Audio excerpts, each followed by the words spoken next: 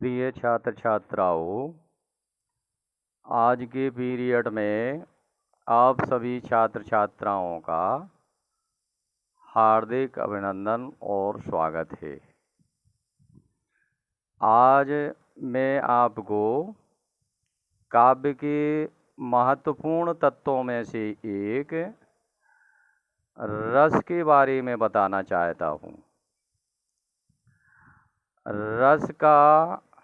रस को काव्य की आत्मा कहा गया है, इसलिए यह काव्य के तत्वों में सबसे महत्वपूर्ण तत्व माना जाता है। सामान्य तौर पर हम जानते हैं कि लोग कहते हुए सुने जाते हैं कि फला की बातों में बड़ा मज़ा आ रहा है। मज़ा का शाब्दिक अर्थ आनंद से है, अर्थात किसी की बातों को सुनकर या काव्य को सुनकर, पढ़कर और देखकर जिस आनंद की अनुभूति होती है उसको रस कहते हैं। अब हम यह तो हुई छोटे स्तर की क्लासों के हिसाब से परिभाषा रस की।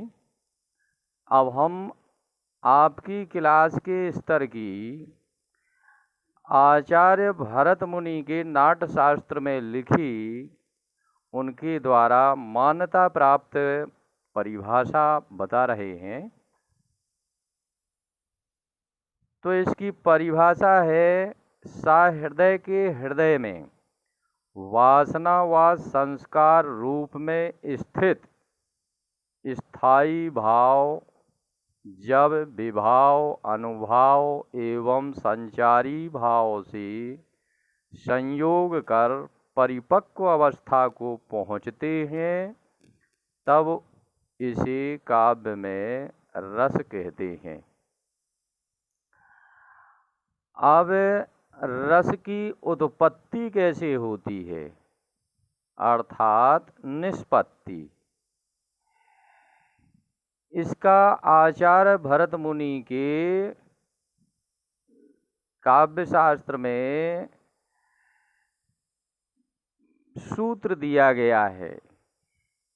स्थायी भाव, विभाव वानुभाव व्याभिचारी संयोगात् दृश्य निष्पत्ति है, अर्थात स्थायी भाव, विभाव, अनुभाव एवं संचारी भाव के संयोग से रस की उत्पत्ति होती है।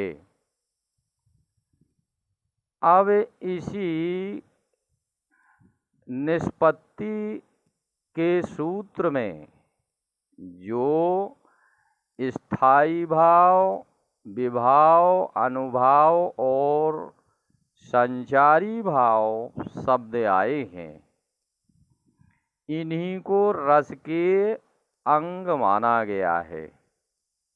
तो रस के मुख्य रूप से 4 अंग होते हैं। पहला अंग है स्थायी भाव। स्थायी भाव क्या है? सहृदय के हृदय में स्थायी रूप से विद्यमान रहने वाले भावों को स्थायी भाव कहते हैं। अब इसकी विशेषताएं भी जानना आवश्यक होता है। पहली विशेषता है, स्थायी भाव व्यक्ति के जन्म से ही साथ आते हैं और जीवन पर्यंत साथ बने रहते हैं। दूसरा है, स्थायी भाव रस के बीज या अंकुर कहलाते हैं। तीसरा है स्थायी भाव व्यक्ति के अंतःकरण में इस प्रकार छिपे रहते हैं जैसे मिट्टी में गंध। चौथी विशेषता है इनको कोई विरोधी या अविरोधी भाव न ही दबा सकता है और न ही नष्ट कर सकता है। पांचवी विशेषता है यह भाव अन्य भावों को भी अपने में विलीन कर सकता है। छठवीं विशेषता के अंतर्गत ले सकते हैं कि स्थायी भाव की संख्या 11 है। जैसे हंसी, रति, शोक, उत्साह, क्रोध, भय, जुगुप्सा आदि। अब देखते हैं हम दूसरा अंग विभाव। रस का दूसरा अंग है विभाव। विभाव का शाब्दिक अर्थ है कारण, अर्थात स्थायी भाव को दीप्त करने वाले मुख्य एवं सहायक कारणों को विभाव कहते हैं। ये विभाव दो प्रकार के होते हैं। पहला है आलंबन विभाव, दूसरा है उद्दीपन विभाव। अब आलंबन विभाव क्या है इसको जानना आवश्यक होता है। आलंबन विभाव स्थायी भावों को उद्दीप्त करने वाले मुख्य कारणों को आलंबन विभाव कहते हैं। इसके भी दो भेद किए गए हैं। जैसे आश्रय, जिसके अंदर रस की उत्पत्ति होती है उसे आश्रय कहते हैं। उदाहरण के लिए पुष्प वाटिका के प्रसंग में सीता जी को देखकर उनके प्रति राम जी के हृदय में जो रति भाव जागृत होता है, राम जी आश्रय हैं। खा है जिसके कारण रस की उत्पत्ति होती है, विषय कहलाता है। विषय यानी आलंबन के दो भेद हैं, आश्रय और विषय। अब विषय क्या है? जिसके कारण रस की उत्पत्ति होती है उसे विषय कहते हैं। अब पुष्प वाटिका में सीता जी के कारण राम जी के हृदय में रस की उत्पत्ति हुई है, इसलिए सीता जी विषय हैं। अब आते हैं विभाव के दूसरे भेद की ओर, उद्दीपन विभाव। स्थायी भावों को दीप्त करने वाले सहायक कारणों को उद्दीपन विभाव कहते हैं।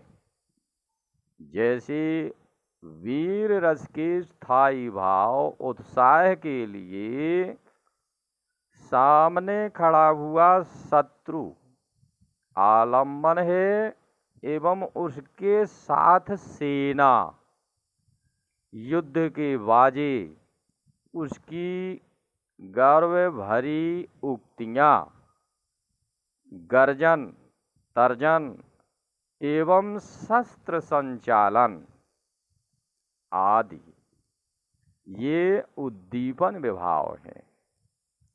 अर्थात रस की उद्दीप्ति के सहायक कारण। अब आते हैं रस के तीसरे अंग की ओर, अनुभाव। अनुभाव क्या है ये जानना आवश्यक है। आश्रय की चेष्टाएं अनुभाव कहलाती हैं। जैसे विरह व्याकुल नायक द्वारा सिसकियां भरना, आंसू निकालना, पसीना मार जाना, रोमांच, प्रेम से देखना आदि। इनके भी 4 भेद किए गए हैं अनुभव के। आंगिक अनुभव, वाचिक अनुभव, आहार्य अनुभव और सात्विक अनुभव। अब देखते हैं आंगिक अनुभव क्या है। आश्रय की शारीरिक चेष्टाओं को आंगिक अनुभव कहते हैं। जैसे नायक नायिका का हाथ चलाना, पांव चलाना, आंख चलाना, भौं चलाना आदि आंगिक अनुभव के अंतर्गत आते हैं। अब दूसरा भेद है वाचिक अनुभव। आश्रय की वाणी की चेष्टाओं को वाचिक अनुभव कहते हैं। अर्थात नायक नायिका जो बोलता है उसको वाचिक अनुभव कहते हैं। जैसे प्रेम की बात बोलना, गर्व की बात बोलना, ललकारना, चीखना, चिल्लाना, पुकारना आदि। अब आता है तीसरा भेद, आहार्य अनुभव। आश्रय की कृत्रिम चेष्टाओं को आहार्य कहते हैं। कृत्रिम चेष्टाओं को, जैसे नायिका के हाथ में गुलाब का पुष्प, यह आहार्य अनुभव के अंतर्गत आता है। अब आएंगे चौथे भेद की ओर, सात्विक अनुभव। आश्रय के अंतःकरण में स्वाभाविक या अपने आप उत्पन्न चेष्टाओं को सात्विक अनुभव कहते हैं। ये अनुभव प्रकृति प्रदत्त होते हैं और ऑटोमेटिक उत्पन्न होते हैं, अपने आप उत्पन्न होते हैं। इनको कोई दबा नहीं सकता। जैसे स्तंभ अर्थात जड़वत खड़े रह जाना, स्वेद अर्थात पसीना मार जाना, रोमांच अर्थात रोंगटे खड़े हो जाना, स्वरभंग अर्थात विकृत आवाज निकलना, कंप अर्थात कंपने लगना, वैवर्ण्य अर्थात मुख की आकृति बिगड़ जाना, अश्रु अर्थात आंसू निकलने लगना और प्रलाप अर्थात रोने लगना। इन सब अनुभवों को कोई रोक नहीं सकता, स्वयं भी नहीं रोका जा सकता। जैसे बहते हुए आंसुओं को हम स्वयं रोक नहीं सकते, ये अपने बस की बात नहीं है। पसीना मार जाता है, ये अपने बस की बात नहीं है कि पसीना को रोक दें, ये अपने आप आता है। अब आते हैं हम रस के चौथे अंग की ओर। तो चौथा अंग है संचारी भाव। संचारी भाव क्या है? संचारी भाव का शाब्दिक अर्थ होता है साथ साथ चलना, अर्थात स्थायी भावों के साथ साथ चलने वाले भावों को संचारी भाव कहते हैं।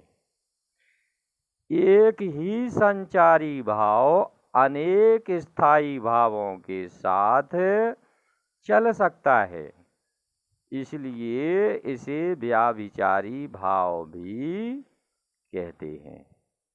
ये 33 प्रकार के होते हैं। मैंने कुछ के नाम नीचे इस प्रकार लिख भी दिए हैं, जैसे निर्वेद, गिलानी, शंका, असूया, मद, श्रम, आलस्य, दीनता, चिंता, मोह, स्मृति, धृति, क्रीड़ा, चापल्य, हर्ष, आवेग, जड़ता, गर्व, विषाद, निद्रा, स्वप्न, उग्रता, व्याधि, उन्माद, मरण और त्रास आदि। तो ये थे रस के 4 अंग, और इनको आसानी से समझने के लिए जो मैंने ऊपर बताया है रस के अंगों के बारे में, उनको और सही तरीके से समझने के लिए नीचे चार्ट दिया गया है। जैसे रस के अंग स्थायी भाव, विभाव, अनुभाव, संचारी भाव। अब स्थायी भाव 11 प्रकार के होते हैं, तो इन सब को आपको जानना है। अब विभाव मुख्य रूप से 2 प्रकार के होते हैं, आलम्बन विभाव, उद्दीपन विभाव। अब आलम्बन विभाव के भी 2 भेद किए गए हैं, आश्रय आलम्बन और विषय आलम्बन। और अनुभाव 4 प्रकार के ऊपर बताए गए हैं, जैसे शारीरिक, वाचिक, आहार और सात्विक।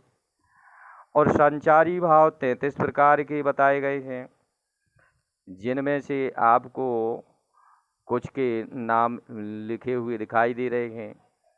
इनमें से कुछ के जो आपको याद हो सकें, उन सब के जो है नाम याद करना है। तो इस तरह से रस के बारे में आपको बताया गया, और आपने बहुत ही सजगता पूर्वक मेरे इस पीरियड में इस चैप्टर को सुना और समझा। मैं आप सभी को बहुत बहुत धन्यवाद देता हूँ, और आपके उज्जवल भविष्य की बहुत बहुत शुभकामनाएं करता हूँ। धन्यवाद।